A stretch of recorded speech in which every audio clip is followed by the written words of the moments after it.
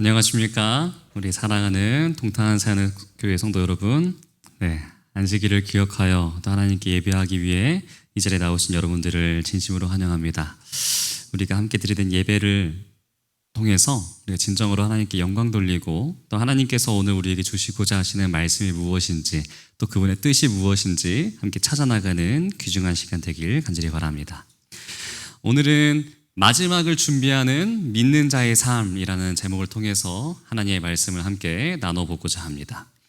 먼저 하나님의 말씀 마태복음 24장 1절에서 5절 14절 말씀입니다. 이거 제가 흰색 글씨는 제가, 빨간색 글씨는 우리 성도님들께서 함께 봉독해 주시면 감사하겠습니다. 예수께서 성전에서 나와서 가실 때에 제자들이 성전 건물들을 가리켜 보이려고 나오니 대답하여 이르시되 너희가 이 모든 것을 보지 못하였느냐? 내가 진실로 너희에게 이르노니 돌 하나도 돌 위에 남지 않고 다 무너뜨려지리라. 예수께서 감람산 위에 앉으셨을 때 제자들이 조용히 와서 이르되 우리에게 이루소서 어느 때에 이런 일이 있겠사오며 또 주의 임하심과 세상 끝에는 무슨 징조가 있사오리이까? 예수께서 대답하여 이르시되 너희가 사람의 미혹을 받지 않도록 주의하라. 많은 사람이 내 이름으로 와서 이르되 나는 그리스도라 하여 많은 사람을 미혹하리라. 이 천국 복음이 모든 민족에게 증언되기 위하여 온 세상에 전파되리니 그제야 끝이 오리라. 아멘. 이 마태복음 24장 그리고 25장은 우리가 여태까지 보았던 이 이전의 내용과 완전히 다른 내용들이 펼쳐지게 됩니다. 그래서 어떤 사람들은요, 이 마태복음 24장과 25장을 통해서 이 두 가지의 장을 작은 계시록이라고도 부르기도 합니다. 미래에 대한 묵시, 종말에 대한 예수님의 예언이 이 가운데 등장하기 때문에 그렇습니다. 예수님께서 이제 하셔야 하는 일이, 또 남으신 일이 무엇이 있죠? 바로 십자가에 달리시는 일입니다. 십자가의 구원은 이 개인을 죄에서 용서하시고 천국에 들어가게 하시는 일뿐만 아니라 인류의 종말을 예수님께서 준비하시는 사역입니다. 그런데 우리가 이 종말이라고 하는 그 이미지를 한번 떠오르신다면은 어떤 생각이 떠오르십니까? 하나만 넘겨주시면 감사하겠습니다.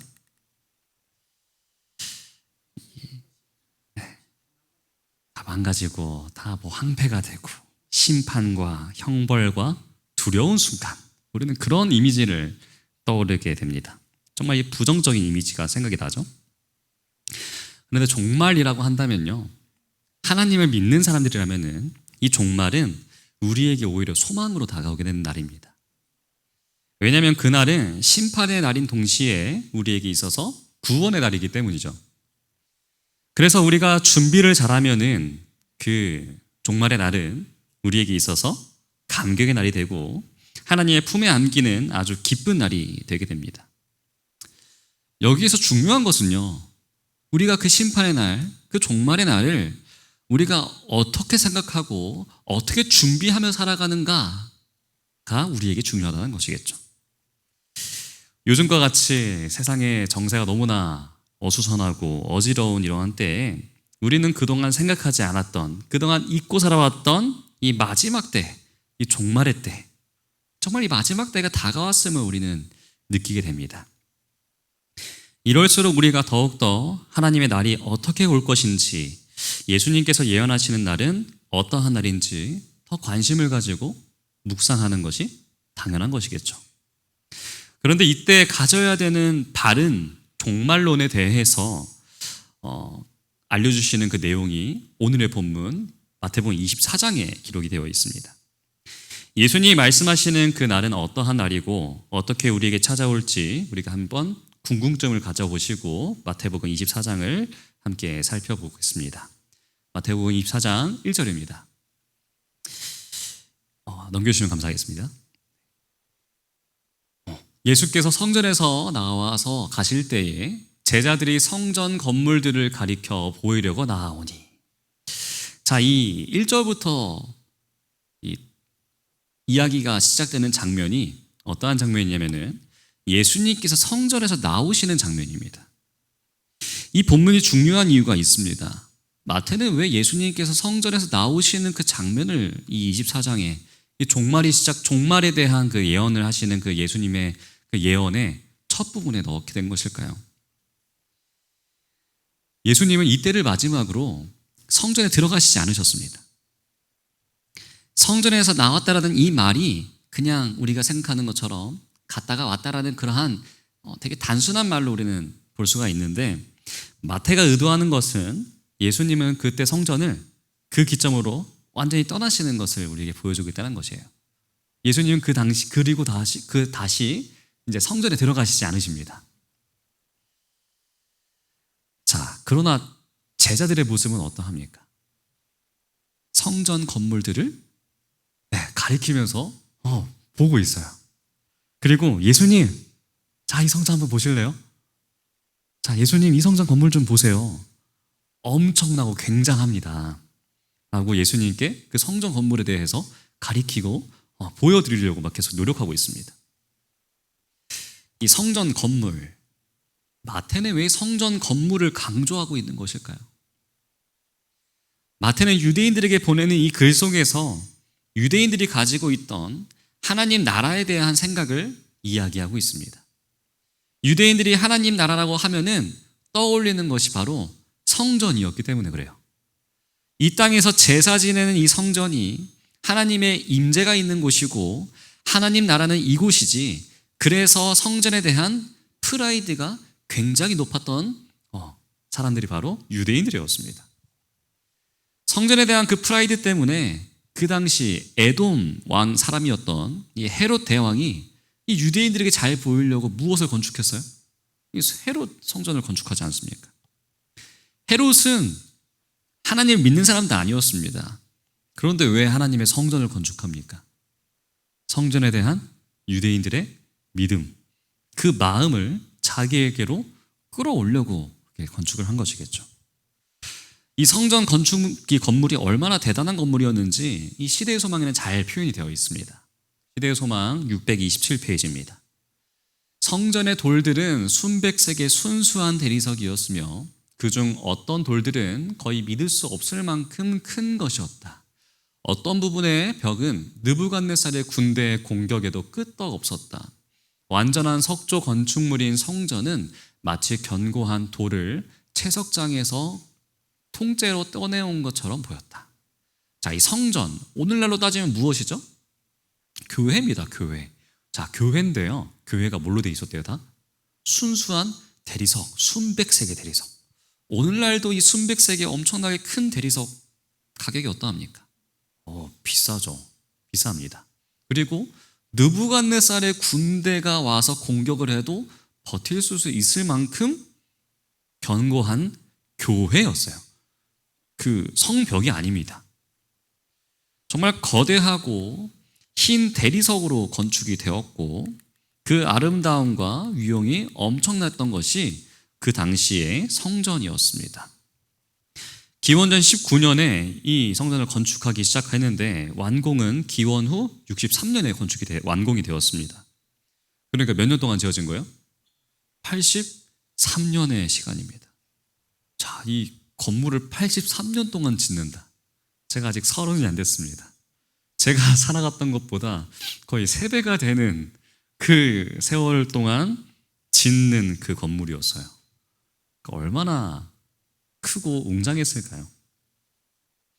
예수님 당시에도 이 건물이 완공되지가 않았습니다.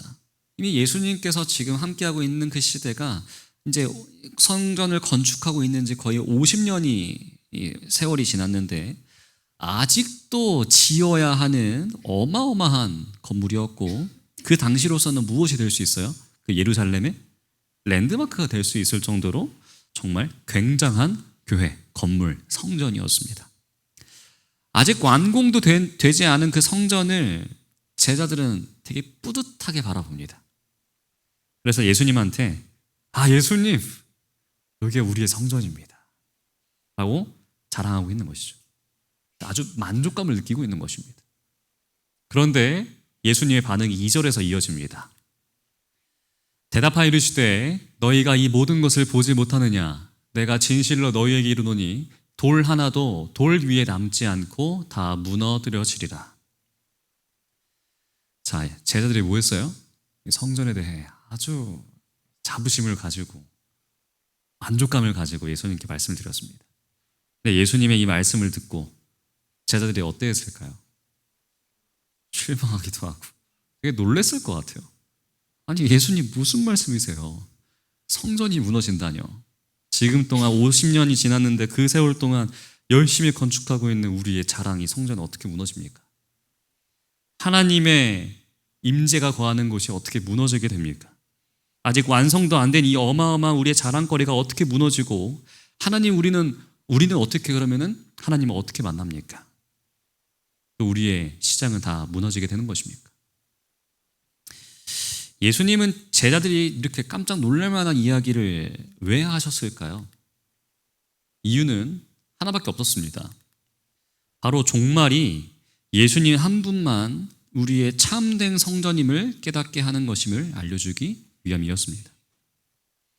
오직 하나님께로 가는 길은 성전도 아니고요, 건물도 아니고 제도도 아니고 오직 예수님 한 분이심을 깨닫게 되는 것. 그래서 우리의 시선과 관심이 그 성전에 바라보는 것이 아니라 누구에게로 이동하는 것이에요?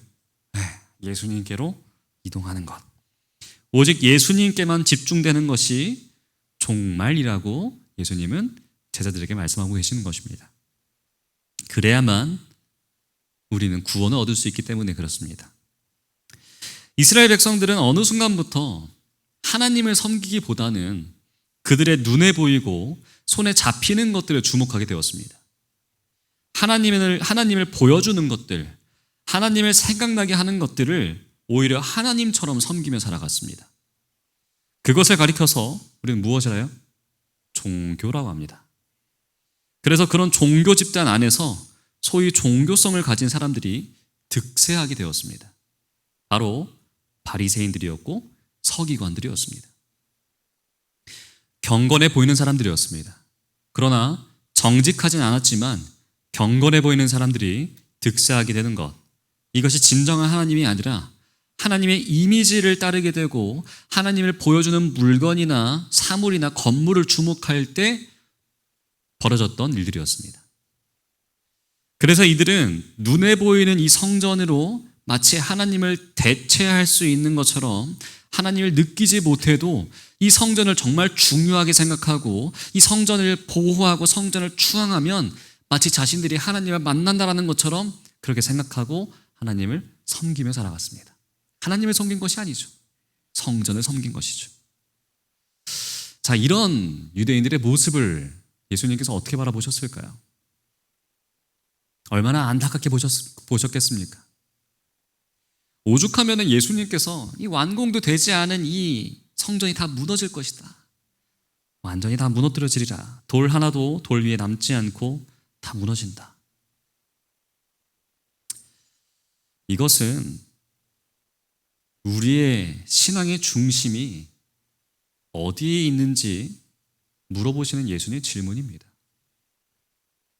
진짜 우리가 생각하는 하나님의 나라가 이 땅에서 잘 지어놓은 성전에서 잘 지은 건물을 자랑하면서 우리가 우리의 민족을 위해 우리의 자랑거리를 내세우고 또 배를 두드리며 종교적인 생활 속에서 만족하며 살아가는가? 아니면 우리 눈에 보이는 건물과 제도와 물건들을 초월하는 진짜 하나님의 나라, 종교로서가 아니라 참된 믿음을 가지고 하나님께 나오는가? 또 그래 하나님의 그 나라를 얼마나 고대하고 우리는 바라보고 있는가? 얼마나 내가 그 가운데 살고 있는가를 지금 예수님께서는 우리에게 묻고 계십니다. 비록 성전이라고 할지라도 교회라고 할지라도 우리의 신앙을 방해할 수 있다는 것이에요. 오늘의 말씀이 정말 중요한 이유가 있습니다. 예수님께서 종말에 대해 말씀하시면서 이 사회적인 종말이나 국가적인 종말, 일반적인 종말이 아니라 성전이 무너지는 것부터 이야기를 하셨습니다. 성전의 파괴로 종말에 대한 예언이 시작된다는 것이에요. 어찌 보면은 가장 종교적인 것이 가장 우리의 시선을 막을 수 있다는 것입니다. 우리가 주목하는 것은 세상적인 것이 아니지 않습니까? 또 우리가 얼마나 교회 안에 있는 것들을 가치 있게 여기면서 또 그것에 대해 소중하게 여기며 살아가고 있지 않습니까? 그러나 도리어 그것 때문에 우리가 구원을 얻는데, 하나님을 바라보는데 방해가 될 수 있다는 것입니다. 누가 그랬다는 것이에요? 유대인들이 그랬습니다. 그들에게 성전이 얼마나 중요했냐면은 예수님께서 성전을 정화하신 사건 때문에 예수님께서 돌아가시게 됩니다. 성전이 무너질 것이라는 그러한 예수님의 예언 때문에 예수님이 돌아가시게 됩니다. 그만큼 성전이 그들에게 우상이 되었기 때문에 그렇습니다. 예수 그리스도를 죽여서라도 지켜야 하는 것이 성전의 가치였고 그들의 자존심이었습니다. 그렇게 성전에 집착하고 그들의 종교에 집착하던 그들에게 예수님은 돌 하나도 돌 위에 남지 않고 무너질 것이라고 예언하셨고, 이 예언이 실제로 이루어졌습니다. 70년경에 이 로마가 쳐들어왔을 때 로마의 티투스 장군이 완전히 성전을 파괴하는데 그 당시 이러한 소문이 돌았다고 합니다. 이스라엘 사람들은 이 성전의 돌과 돌 사이에 금을 숨겨놓았다. 그래서 그 금을 찾기 위해 로마 군사들은 그 성전에 있는 그 돌들을 하나하나 다 들추면서 다 부수고 깨어서 모든 것을 다 분해하게 됩니다. 정말 그래서 예수님께서 예언하신 그대로 돌 하나도 돌 위에 남지 않게 됩니다. 그렇다면 그 성전에 있는 그 자리, 성전이 있었던 그 자리에 지금 무엇이 있는지 아십니까? 지금 사진에 보이시는 이슬람 성전이 있습니다. 그래서 지금 성지순례를 가면은 이스라엘 성전이 있던 그 자리에는 거대하고 찬란하게 빛나는 황금빛 모스크가 있습니다. 이게 얼마나 모순된 상황입니까? 하나님의 성전이 있던 자리에 모스크가 있다. 말도 안 되는 이야기죠. 이런 이야기를 듣는다면은 하나님이 살아계신가? 이러한 의문을 가질 수 있게 되는 것 같아요. 우리 한번 생각해 보실까요? 지금 우리 이 동탄새하늘교회 이 자리에 우리 교회가 없어지고 다른 절이 들어온다 생각해 봅시다. 절이 아니라 다른 종교의 어떤 시설이 들어온다 생각해 볼까요? 어떠한 반응을 보이시겠습니까? 아마 김봉란 집사님께서 이 자리에 계셨다면은 아주 화를 내셨을 것 같아요. 말도 안 되는 이야기입니다. 아무도 찬성하실 분이 아무도 안 계실 거라 저는 예상이 됩니다. 그런데 하나님께서 왜 이것을 허락하셨는지를 우리가 생각해 볼 필요가 있습니다. 유대인들은 계속해서 이 성전을 짓기를 원했습니다. 그래서 십자가 전쟁도 일으켰고 어떻게든 성전을 회복하려고 노력했습니다. 그러나 하나님은 그때마다 막으셨고 아예 손도 못 대게 이제는 이슬람 모스크를 그 자리에 세워놓으셨습니다. 왜냐하면은 하나님의 나라는 성전으로 가는 것이 아니기 때문에 돈으로도 못 가고 힘으로도 못 가고 성전으로도 못 갑니다. 종교로도 못 갑니다. 오직 무엇으로 가요? 믿음으로 갑니다. 오직 예수 그리스도를 믿는 것만이 우리의 마지막 때를 준비할 수 있는 유일한 길임을 알려주시기 위해 이슬람에게 성전을 넘겨주셨습니다. 그래서 그 성전에서 유일하게 유대인들이 얻은 것은 서쪽 벽이었습니다. 바로 통곡의 벽입니다. 한 개만 넘겨주시면 감사하겠습니다. 우리 거기에서 유대인들이 이게 지금 보이시는 게 통곡의 벽인데 유대인들이 이렇게 울고 하나님의 말씀을 낭독하면서 또 통독하면서 엄청나게 기도하기 때문에 통곡의 벽이라는 그런 이름이 붙여지게 된 것이죠. 하나님의 성전을 되찾게 해주세요. 그러나 그들은 실제로 오신 메시아이신 예수님은 어떻게 해요? 믿지 않습니다. 예수님을 믿지 않으면서 성전은 되찾고 싶어 하는 것. 얼마나 모순됩니까? 그런데 그 모순이 오늘날 우리에게도 있을 수 있다는 것이에요. 우리도 신앙생활이 아니라 종교 생활을 하고 있는 게 아닌가 하는 그러한 생각을 우리는 다시 한번 해보고 또 우리의 모습을 되돌아볼 필요가 있습니다. 하나님을 믿는다고 하면서 나는 우리 교회의 규모를 믿는 것이 아닌가? 우리 교회의 사이즈, 또 스케일을 믿는 것이 아닌가? 교회 인원이 몇 명이 되는지, 우리가 합해 11금 순위가 몇 위가 되는지, 또 나는 유명한 목사님이 담임하시는 그러한 교회를 다니고 있다. 그게 우리의 신앙에 있어서 하나의 브랜드가 되지 않았는가를 우리는 다시 한번 점검해 봐야 합니다. 우리가 이전 코로나 때를 한번 생각해 보실까요? 어떠했습니까? 많은 사람들이 모인다라고 자랑하던 그 교회가 텅텅 비게 되는 것을 우리는 경험했습니다. 그러면서 우리의 자랑거리, 우리가 소위 말하던 그런 자랑거리, 교회의 자랑거리가 아무것도 아닐 수가 있다는 것을 느끼게 됩니다. 우리가 많이 모이고 우리 교회가 분위기가 좋고 여러 가지 자랑하던 교회의 본당이 텅텅 비게 된 그러한 모습을 보면서 저는 이게 일시적인 상황이 아니라 언젠간 진짜 예수님께서 예언하셨던 그 말씀대로 정말 이런 날이 올 수 있겠다라는 생각을 하게 되었습니다. 우리가 당연하게 여기는 예배, 당연하게 여기는 안식일을 지키지 못하는 날이 올 수도 있다. 그러면은 그 마지막 그 날에 우리의 자랑거리가 다 사라지는 그 날에 우리는 무엇을 의지할 수 있을까요? 우리가 의지해야 하는 핵심은 우리의 신앙의 중심이 예수 그리스도께서 되셔야 한다는 사실입니다. 그래서 우리는 교회 건물을 바라보면 안 됩니다. 그래서 우리는 옆에 있는 성도님들을 바라봐서는 안 됩니다.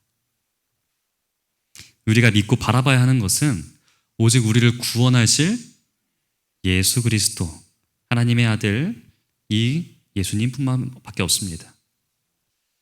오직 예수님 한 분 외에는 어떠한 것도 우리는 의지해서는 안 되고요. 어떠한 것도 우리의 자랑이 될 수가 없습니다. 그래서 이제 지금까지 우리가 의지했던 이 땅에서의 자랑거리들, 그것이 성전이나 교회라고 할지라도 아무리 신앙적인 이름을 가지고 있다라고 할지라도 그것은 예수님을 대신할 수가 없다는 것이겠죠. 우리는 오직 예수님 한 분만을 믿고 따라가야 합니다.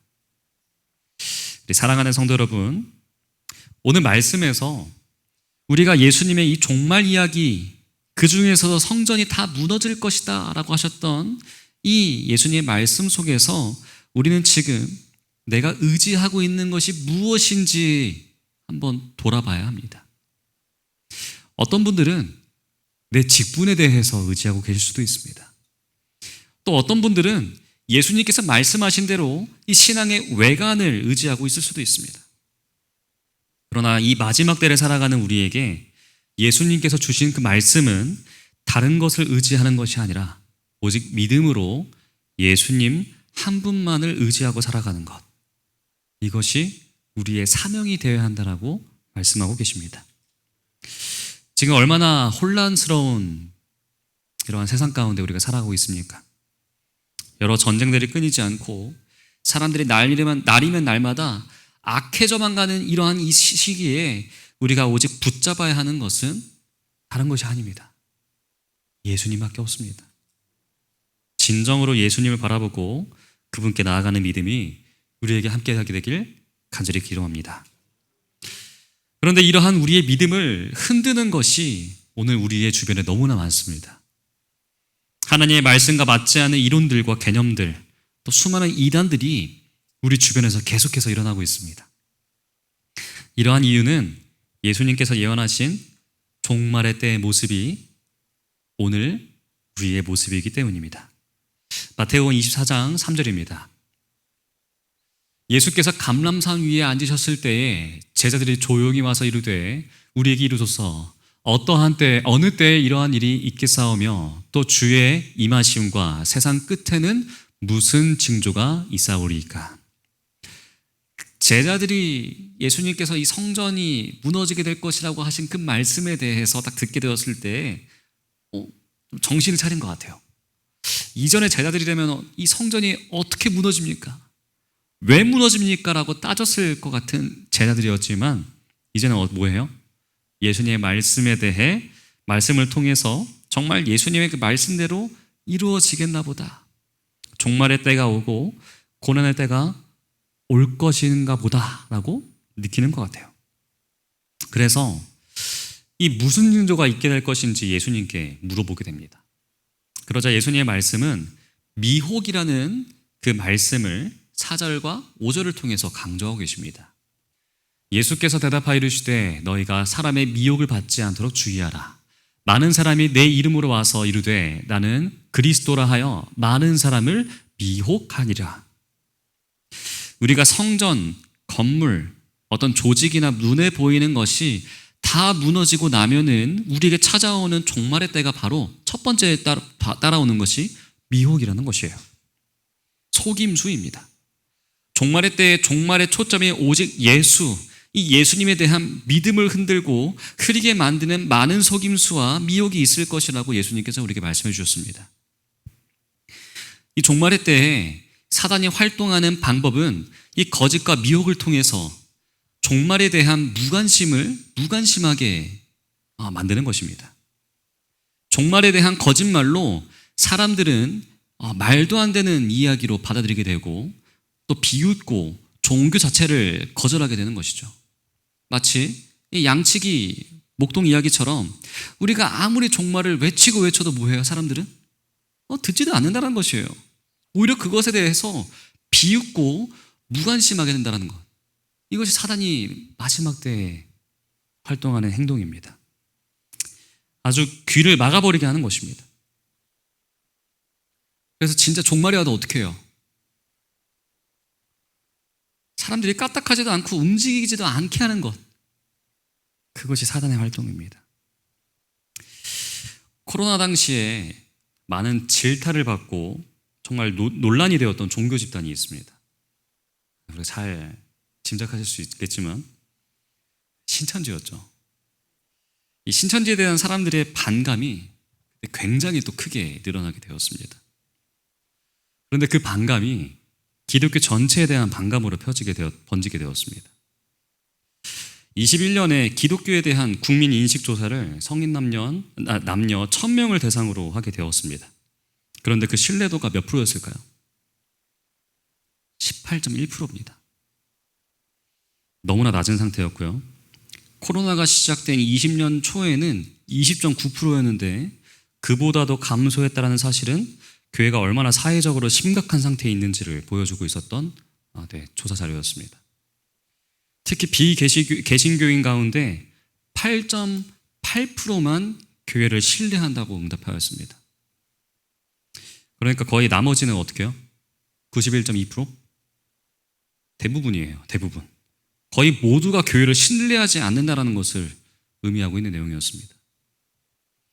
이런 신뢰도는 교회가 사회에 영향력을 발휘할 수 있는 근거가 되는데 국민 80% 이상이 교회를 신뢰하지 않는다는 이러한 결과는 교회가 영향력을 내세우기는커녕 이 사회적 존재 기반이 허물어져 있다라는 그런 의미가 된다라는 것을 보여주는 조사였습니다.